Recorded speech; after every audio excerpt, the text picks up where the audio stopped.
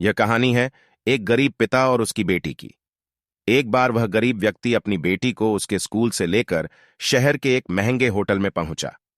उस व्यक्ति ने फटे पुराने कपड़े पहने हुए थे और उसकी बेटी स्कूल की ड्रेस पहनी हुई थी। जब दोनों होटल के अंदर पहुंचे तो वेटर पूछा, सर, आप क्या खाना पसंद करेंगे?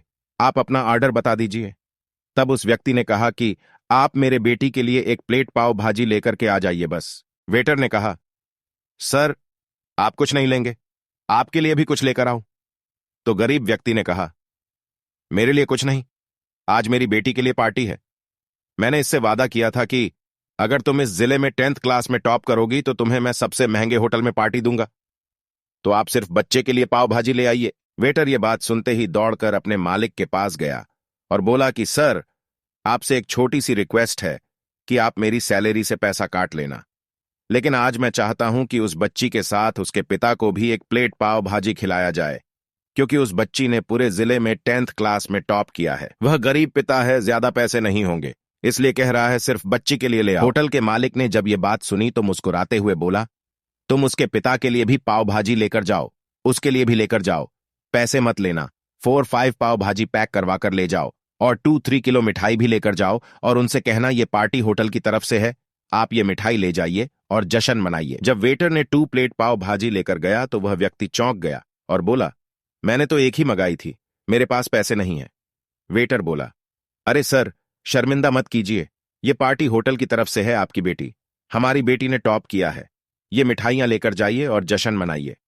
पिता और बेटी खुश हो गए और चले गए। कई साल बीत गए। उस गरीब पिता की लड़की अब यूपीएससी की तैयारी करके कलेक्टर बन चुकी थी और इत्तेफाक से उसी शहर में उसकी पोस्टिंग हुई थी।